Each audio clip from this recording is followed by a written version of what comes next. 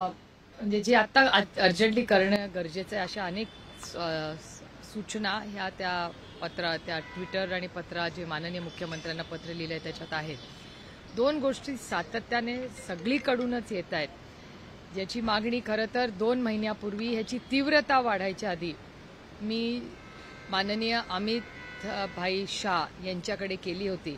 ते पत्रही मी ट्विट केलं होतं की तातडीने महाराष्ट्रात ओला दुष्काळ जाहीर करा आणि सरसकट कर्जमाफी करा। पण आता तीव्रता अतिवृष्टी इतकी वाढलेली आहे की आता 2 भागांमध्ये काम करावं लागणार आहे। एक तर ओला दुष्काळ जाहीर झालाच पाहिजे, त्याचबरोबर सरसकट कर्जमाफी झालीच पाहिजे, ही एक बाजू। आणि दुसरी बाजू रिहॅबिलिटेशन, म्हणजे आता ज्यांचे संसार घर शेत हे उद्ध्वस्त झालेलं आहे त्यांना शून्यातून पुन्हा परत उभं करणं। म्हणजे अनेक शाळा आहेत, अंगणवाडी आहेत, घरं आहेत, रस्ते आहेत, शेतीची कामं सगळंच उद्ध्वस्त झालंय। त्याच्यामुळे इथून पुढे महाराष्ट्र सरकारला 2 भागांमध्ये काम करायला लागणार। एक, ओला दुष्काळ जाहीर करणं, सरसकट कर्जमाफी करणं, ही आत्ताची परिस्थिती आणि तातडीने त्यांना आता मदत करणं, म्हणजे अन्नधान्य असेल, मुलांसाठी पुस्तकं असतील, औषधं असतील, हे सगळं। आणि दुसऱ्या भागामध्ये हे पाणी सगळं ओसरल्यानंतर मेडिकलची काय मदत लागेल ती सगळी गावं स्वच्छ करणे, तिथल्या शाळा पुन्हा सुरू करणे, शेतीला पुन्हा एकदा पीक घेण्यासाठी पुन्हा त्यांना जे कर्ज घ्यावं लागेल ती सगळी प्रक्रिया। आता सरसकट कर्जमाफी आता कशी करणार? आता डीबीटीचा एक ऑप्शन आहे आता, जे अनेक वर्ष आधी नव्हतं। तर आपण जर सरकारनी मदत केली आणि बाकीच्या जिल्ह्यात, ज्या जिल्ह्यांमध्ये आज अशी परिस्थिती अतिवृष्टीची परिस्थिती नाही, तिथली काही यंत्रणा या भागात घेऊन मदत करता येईल का, अशा काही उपाययोजना सगळ्यांनी मिळून हे काम करावं लागेल। पण सरकारनी पुढाकार घेऊन डायरेक्ट बेनिफिट ट्रान्सफरची जी काही आर्थिक मदत करता येईल ती तातडीने करावी। आपल्याला माहिती आहे पंजाबच्या सरकारने 50,000 रुपये हे एकरी दिलेले आहेत। पंजाब सरकारने ऑलरेडी ते काम सुरू केलेलं आहे। तर त्यांच्याकडूनही जर काही महाराष्ट्र सरकारला माहिती हवी असेल, ज्या पद्धतीने पंजाब सरकारने काम केलंय तेही करावं। केंद्र सरकारमध्ये मी शिवराज सिंग चौहान साहेबांना मी स्वतः भेटले, त्यानंतर माननीय मुख्यमंत्री हे माननीय प्रधानमंत्र्यांनाही भेटले। आता त्याचं पुढे काय झालं, मला असं वाटतं याचं ब्रीफिंग माननीय मुख्यमंत्रीच करू शकतील की केंद्रातून आपल्याला किती मदत मिळणार आहे। पण मला असं वाटतं केंद्राची मदत ही आपल्याला लागणारच आहे, कारण का प्रचंड नुकसान हे महाराष्ट्रात झालेलं आहे। सरकारचा तो नियम आहे त्यानुसार घरामध्ये 2 दिवस जर पाणी पडलेलं असेल तरच मदत मिळणार आहे। नागरिकांचा मात्र याला प्रचंड विरोध आहे। एकदा घरामध्ये पाणी घुसलं की नुकसान होतच। हो, अर्थातच ही काय कायदे नियम लावायची वेळ नाही, माणुसकीची वेळ आहे। त्याच्यामुळे मला कळत नाहीये की आता एवढा हात रोखून सरकार का वागतंय। मदत ही तातडीने झालीच पाहिजे आणि एक किती वेळासाठी पाणी हे हिशोब करायची नाही, सरसकट कर्जमाफी आणि ओला दुष्काळ तातडीने हा जाहीर झालाच पाहिजे। आणि माझी हात जोडून विनम्र विनंती आहे महाराष्ट्राच्या सरकारला की आता कृपा करा, पण आज अडचणीत आलेल्या महाराष्ट्राच्या नागरिकांना मदतीची गरज आहे, ती कृपा करून करा। धाराशिवमध्ये अनेक शेतकऱ्यांना बँकेचा नोटीस आलेल्या आहेत। डीपीडीसीचा जो फंड आहे तो फंड आता या सगळ्या मदत कार्यासाठी वापरला जाईल। याचा अर्थ शासनाच्या तिजोरीत खडखडाट आहे म्हणून डीपीडीसीचा फंड वापरला जातोय। तुम्ही कसं पाहता या गोष्टीकडे? एक तर 1 वर्ष, आता 1.25 वर्ष झालं असेल, 1.25 ते 1.5 वर्ष सातत्याने महाराष्ट्राच्या आर्थिक परिस्थितीबद्दल मी सातत्याने जे बोलले ते होताना तुम्ही सगळेच पाहताय, काही नवीन गोष्ट नाही। आणि data speaks louder than words, हा डेटाच महाराष्ट्र सरकारचा सांगतो। पण आता महाराष्ट्र सरकारकडे पैसे नाहीत किंवा त्यांचं नियोजन नाही, ही राजकीय टीका करण्यात मला अजिबात रस नाही। कारण का ही वेळ टीका टिप्पणी राजकारण करायची नाही, ही वेळ महाराष्ट्राच्या कष्ट करणाऱ्या, काळ्या मातीशी इमान राखणाऱ्या शेतकरी आणि गावातले 12 बलुतेदार सगळ्यांचंच नुकसान झालंय। जसं शेतकऱ्यांचं नुकसान झालंय तसं तिथे ज्याचा छोटासा व्यवसाय आहे, ज्याचं छोटंसं दुकान आहे, जिथल्या महिला बचत गटाचं काम आहे, त्या सगळ्यांचंच नुकसान झालंय। कारण का पाणी सगळीकडेच गेलंय, जसं शेतात गेलंय तसं. त्याच्यामुळे ह्या सगळ्या प्रक्रियेमध्ये गावातल्या सगळ्याच घटकांना पुढे घेऊन जावं लागणार आहे.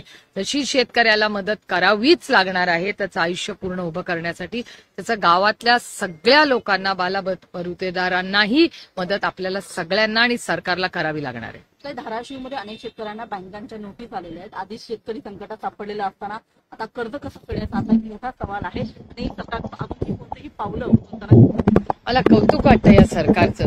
आणि हा माझा डेटा नाही, हा भारत सरकारचा डेटा आहे.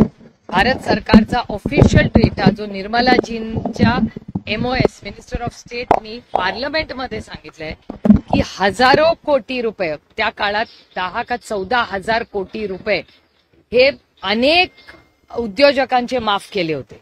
नंबर वाढलेला आहे, एक्झॅक्ट नंबर माझा नाही, तो मी संध्याकाळपर्यंत काढायला लावलेला आहे. की ऑफिशियली लोकसभेच्या वेबसाईटच्या उत्तरात लिहिलेलं आहे की हजारो कोटी रुपये हे सरसकट उद्योजकांचे माफ केलेले आहेत. जर उद्योजकांचे सरसकट हजारो कोटी रुपये तुम्ही माफ करू शकता, तर आमच्या कष्ट करणाऱ्या शेतकऱ्यांना नाही का न्याय मिळू शकत? मग शेतकऱ्यावर का एवढा या सरकारचा रोष आहे की इतकी प्रचंड अतिवृष्टी झालेली असताना DCC बँकांना का नाही सरकार सांगत आहे की आता ही वेळ नाही, आता कोणीही पुढचे 6 महिने कुठल्याही शेतकऱ्याला परतफेड करायची नाही. इथं ऑर्डर काढू शकतं महाराष्ट्र सरकार, हे करू शकतं, कारण हे खूप सोपं आहे करणं. एरवी DBT आम्ही किती डायरेक्ट बेनिफिट ट्रान्सफर देतो याचा रोज टिमटिम करणारं सरकार. मला तर दर भाषणामध्ये केंद्र सरकार सांगतं आमच्याकडे नो लिकेजेस, नो लिकेजेस. आता खरं गरज आहे, मग नुसते लिकेजेस का दिसतात त्यांच्या सिस्टममध्ये? गुंड निलेश गायवळ पुणे पोलिसांना डोंगरात येऊन स्वित्झर्लंडला गेल्याचं पाहायला मिळतंय. खरं तर ज्या पद्धतीची त्याची पार्श्वभूमी आहे, पोलिसांचं सरकारचं कुठंतरी बरदास्त आहे अशा पद्धतीची चर्चा आहे.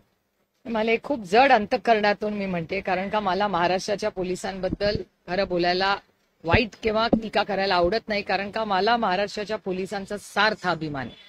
पण हे दुर्दैव आहे की त्या वर्दीची भीतीच राहिली नाही.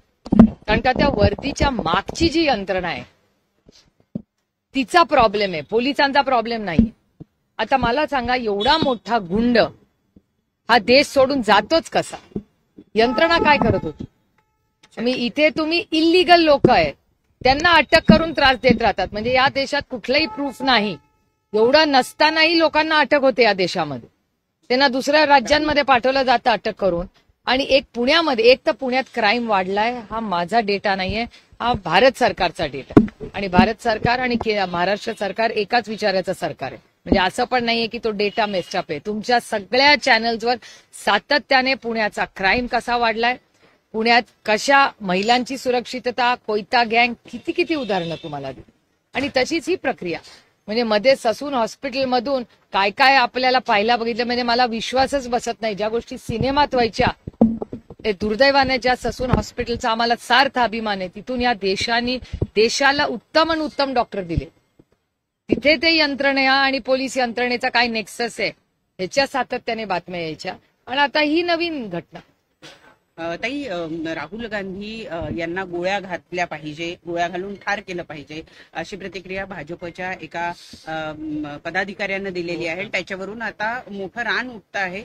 इतकंच नाही तर काँग्रेसच्या जे प्रदेशाध्यक्ष आहेत त्यांनी म्हटलं की हिंमत तर करून दाखवा असं काही प्रकार करण्याची. हा लढा जो आहे आता कुठेतरी रस्त्यावर येतोय की काय, अशी परिस्थिती निर्माण झाली. एकतर अशा कुठल्याही विचाराचा आपण सगळ्यांनी जाहीर निषेध केला पाहिजे. राहुलजींबद्दल जे अतिशय गलिच्छ आणि खालच्या पातळीचं जे विधान केलंय, माझी अपेक्षा आहे की भारतीय जनता पक्षाने अशा व्यक्तीवर स्ट्रॉंग ऍक्शन घेतली पाहिजे किंवा त्यांना पक्षातून काढून तरी टाकलं पाहिजे किंवा चांगली समज दिली पाहिजे. कारण का ही लोकशाही आहे, ही दडपशाही नाहीये. त्यामुळे गलिच्छ जे स्टेटमेंट आलेलं आहे त्याचा मी जाहीर निषेध करते. आणि भारत सरकारने ह्या प्रवृत्ती, अशी ही प्रवृत्ती आहे, ही कुठेतरी थांबली पाहिजे. आणि राहुलजींना सगळ्यात जास्त जी सिक्युरिटी या देशात असेल ती त्यांना दिली पाहिजे. कारण का आज आता भीती अशी वाटायला लागली आहे की भारतीय जनता पक्षाचे लोक जे सत्तेमध्ये, तेच जर राहुलजींना, जो विरोधी पक्ष नेता आहे त्याला अशा धमक्या देत असतील, ते अतिशय लोकशाहीसाठी घातक आहे. आणि त्याच्यामुळे राहुलजींची सिक्युरिटीमध्ये वाढ झाली पाहिजे. माजी गृहमंत्री पी चिदंबरम यांचं एक स्टेटमेंट सध्या खूप व्हायरल झालंय. 26/11चा हल्ला झाला, त्यानंतर अमेरिकेचा दबाव होता, त्यामुळे पाकिस्तानवर कारवाई करू शकलो नाही, असं त्यांचं म्हणणं आहे. त्यावेळेस काय झालं ह्याचं उत्तर तेच देऊ शकतात. पण प्रेसिडेंट ट्रम्पही असं म्हणतात की भारताचा आणि पाकिस्तानचं युद्ध आणि अनेक अजून 7 युद्ध त्यांनी थांबवली. त्यामुळे खरं काय त्या लेवलला कधी कसं काय झालं याचं उत्तर त्यावेळी जे प्रक्रियेमध्ये त्यावेळीच किंवा आत्ता आहेत यांच्याचकडून कळू शकतं. ते मुंबईतल्या मुंबादेवी परिसरातील एका इमारतीमध्ये 148 लोकांचे खोटे आयडी, वोटर आयडी, आधार कार्ड, पॅन कार्ड बनवण्याची माहिती पुढे येते. मला काय आश्चर्य वाटत नाही, कारण का राज्यातून नाही देशातून अशा बातम्या रोजच येत आहेत. त्याच्यामुळे जो आरोप राहुलजी सातत्याने करतायत तो कुठे ना कुठे रोजच कुठे ना कुठेतरी बाहेर येतोय. त्यामुळे मला असं वाटतं जर प्रक्रिया पूर्ण झाली तर नक्की किती वोटर या देशात कमी होतील हा एक मोठा अभ्यासाचाच प्रश्न राहणार आहे. आणि मला आश्चर्य एकाचं वाटतं की ह्या सरकारने तंत्रज्ञानाचा उदो आणि ज्याची सुरुवात मनमोहन सिंग साहेबांच्या सरकारच्या काळात झाली, मग आधार कार्ड असेल, डायरेक्ट बेनिफिट ट्रान्सफर असेल, जीएसटी असेल, ही सगळी बिलं ओरिजिनली ही सगळी मनमोहन सिंग साहेबांच्या काळात आली.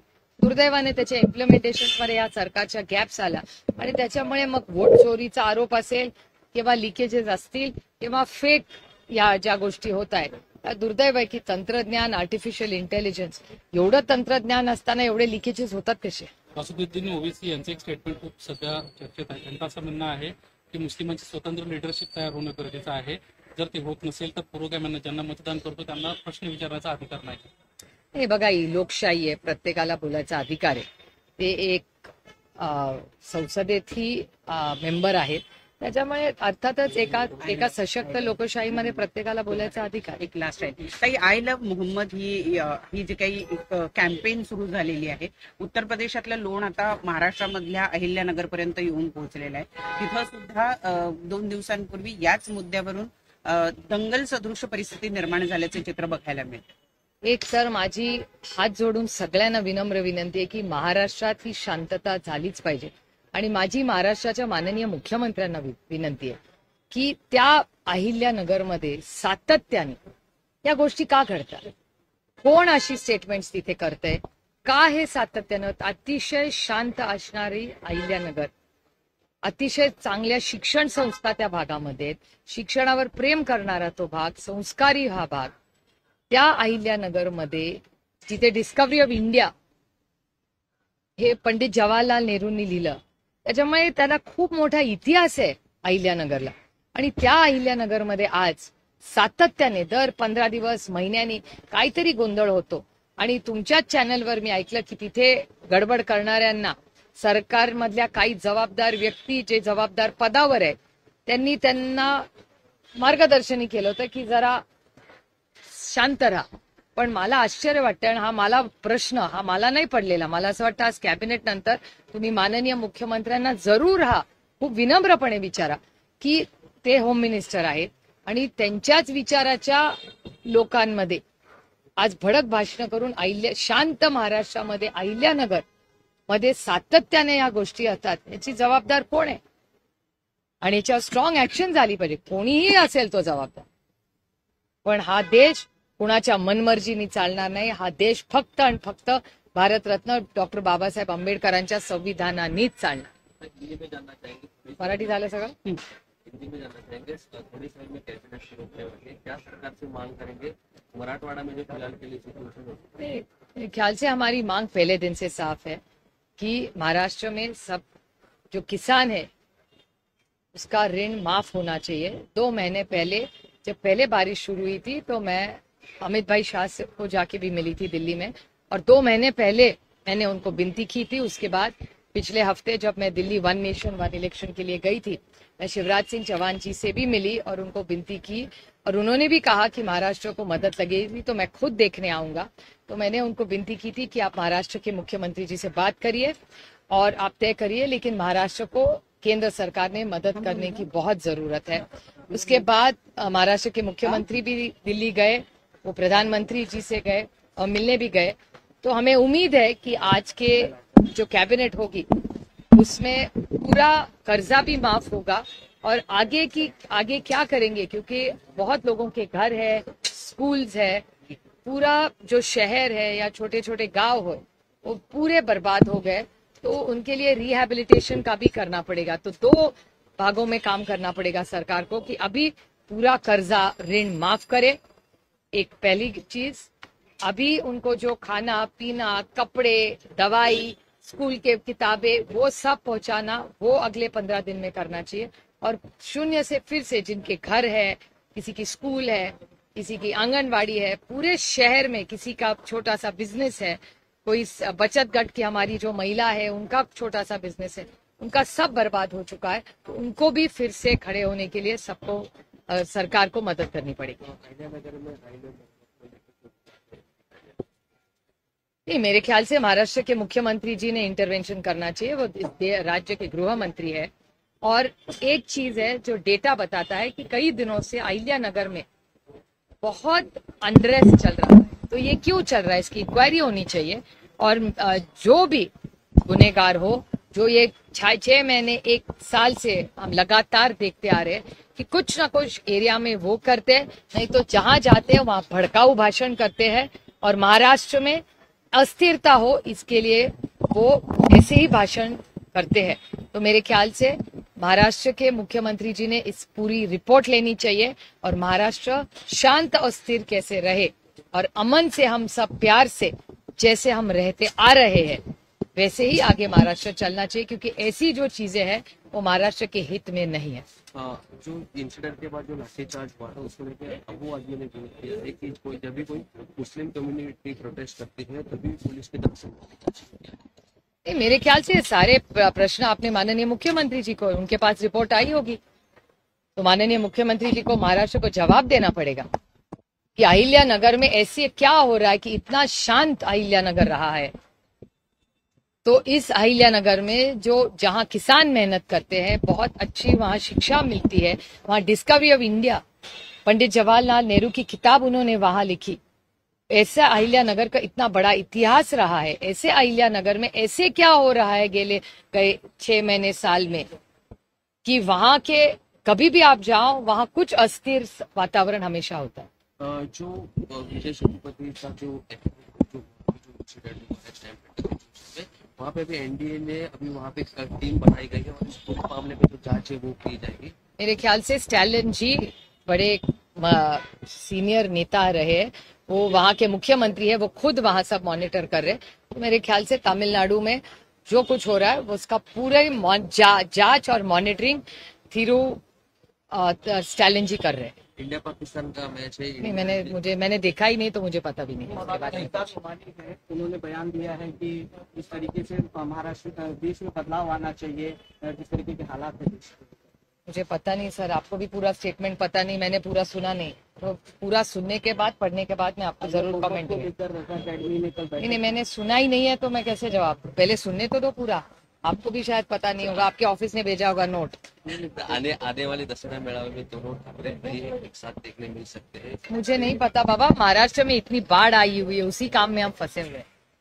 तो पूरी इतनी बाढ़ है, लोगों का आप देख रहे क्या हाल है, आपका भी चैनल रोज दिखा रहा है। तो हम सब उनके दुख में और किसानों के और वहाँ के लोगों को कैसी मदद करे, इसी काम में हम सब फंसे हुए। Thank you. चला गाड़ी।